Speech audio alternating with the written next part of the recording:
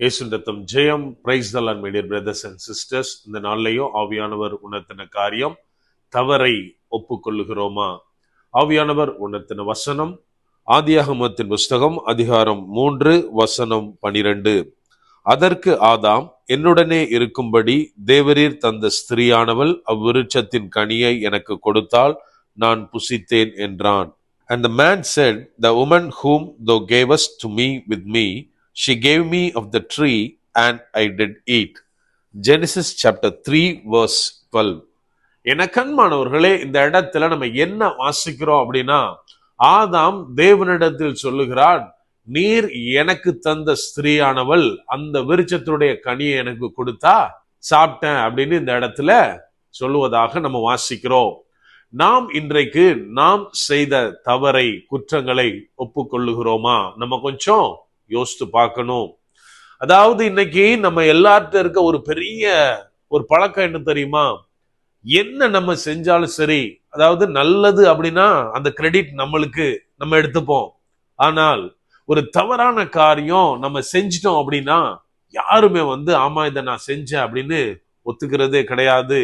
நம்ம என்ன பண்ணுவோம் அப்படின்னா, அநேக காரியங்களை மற்றவங்களை சொல்றதுலதான் குறியா இருப்போம். இதை சொல்றப்போ எனக்கு ஒரு சின்ன ஸ்டோரி தான் எனக்கு ஞாபகம் வருது. ஒரு மனுஷன் சண்டே மார்னிங் சர்ச்சுக்கு போறதுக்காக கிளம்பி அவன் நடந்து போயிருக்கான்.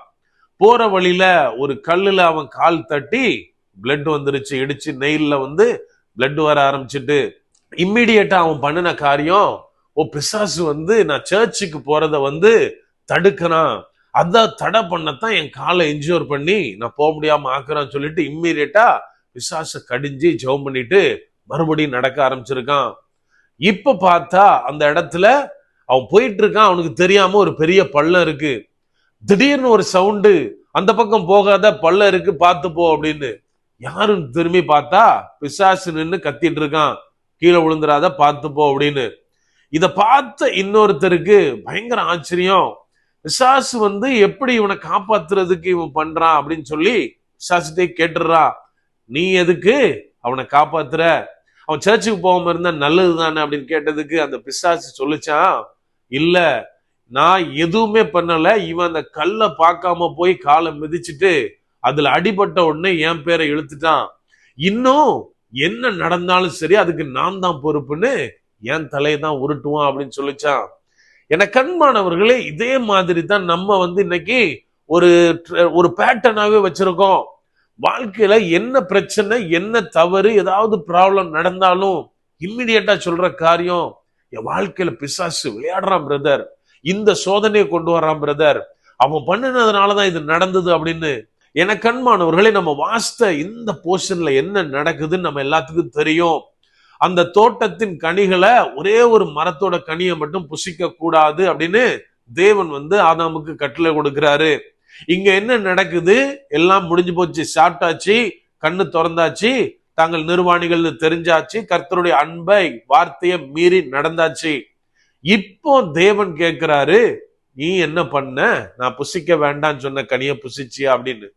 இவன் என்ன பண்ணிருக்கணும்? ஆமா நான் சாப்பிட்டுட்டேன், தெரியாம சாப்பிட்டுட்டேன், ஏதோ ஒண்ணு சொல்லி சமாளிச்சிருக்கணும். மாறாக இவன் என்ன சொல்றான்? நீங்க எனக்கு கொடுத்த ஸ்திரீ தான் இதை தந்தா நான் சாப்பிட்டேன் அப்படின்னு. இங்க நல்லா புரிஞ்சுக்கணும்.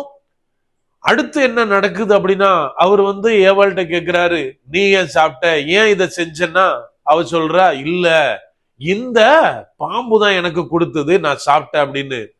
நம்ம நல்லா புரிஞ்சுக்கணும். ஒருத்தர் அடுத்தவங்கள கை காட்டி அந்த சைக்கிள் அப்படியே கண்டினியூ ஆகுது.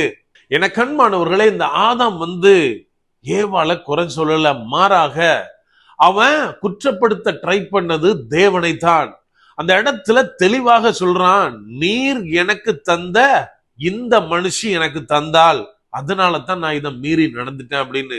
அப்படியானால் இன்டைரக்டா என்ன சொல்றான் ஆதாம் அப்படின்னா, நீங்க இந்த பெண்ணை உருவாக்காமல் இருந்தால், என் பக்கத்துல அவளை கொண்டு வைக்கல அப்படின்னா நான் இந்த பாவமே செஞ்சிருக்க மாட்டேன் அப்படின்னு. என கண்மானவர்களே, இன்னைக்கு நாம ஒரு தவறு செய்யும் போது ஏன் செஞ்சீங்க அப்படின்னா, ஆதியில இருந்து எப்பவுமோ ஒண்ணு நடந்திருக்கும், அவங்க இத பண்ணாங்க, அதனால தான் அது அப்படியே படிப்படியா இந்த காரியத்தை நான் செய்யற மாதிரி ஆயிட்டு அப்படின்னு சொல்லுவோம்.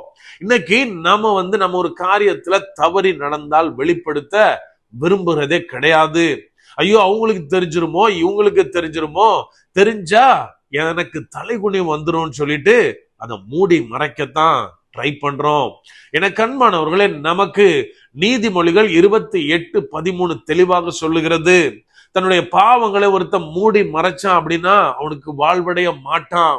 மாறாக அவன் எப்ப தன்னுடைய பாவங்களை அறிக்கையிட்டு அதை விட்டு விடுகிறானோ அப்போதுதான் அவன் இரக்கம் வருவான் அப்படின்னு தெளிவா வாசிக்கிறோம். சோ நம்ம செய்ய வேண்டிய காரியம், நான் செஞ்ச தவிர இன்னொருத்தர் மேல் பழிய போட்டுட்டு நான் நல்லவனை போல காண்பிச்சு நான் ஓடக்கூடாது. மாறாக நான் ஒத்துக்கொள்ளணும். மறுபடியும் அந்த காரியத்துல நான் விழுந்து விடாதபடிக்கு எச்சரிக்கையா இருக்கணும். இந்த காரியத்துல எப்போ நாம உண்மையாய் செயல்படுகிறோமோ அப்போது தேவனிடத்திலிருந்து இரக்கத்தை பெற்றுக் கொள்வோம். அப்படியே கண்களை மூடுவோமா? அன்பான ஆண்டவரே, இந்த நேரத்திலே அப்பா உம்மை நோக்கி பார்க்கிறோம். ஆவியானவர், நீர் எங்களோட இருக்கிறீர், அதற்காய் நன்றி செலுத்துகிறோம். அப்பா, இந்த வார்த்தைகளுக்காய் நன்றி தகப்பனே. ஒருவேளை சில காரியங்கள்ல நாங்கள் தவறி நடக்கும் போது ஆவியானவரே அதை நாங்கள் ஒத்துக்கொள்ள நீங்க எங்களுக்கு உதவி செய்யுங்க. அப்பா, நாங்க எதையும் மூடி மறைச்சி மற்றவர்களை காயப்படுத்தாமல் இருக்க ஆவியானவரே நீர் எங்களுக்கு கற்றுத்தாங்க. அப்பா, உம்முடைய இரக்கத்தை பெறுகிற ஜனங்களாய் நாங்கள் இருக்க ஆவியானவரே நீர் எங்களுக்கு உதவி செய்யுங்க. முற்றிலுமா எங்களை தாழ்த்தி ஒப்பு கொடுக்கிறோம். பலப்படுத்தி ஆசீர்வதிங்க. மீட்பர் இயேசுவின் மூலம் ஜெபிக்கிறோம். ஜெபம் கேளும் எங்கள் நல்ல பிதாவே. ஆமென். God bless.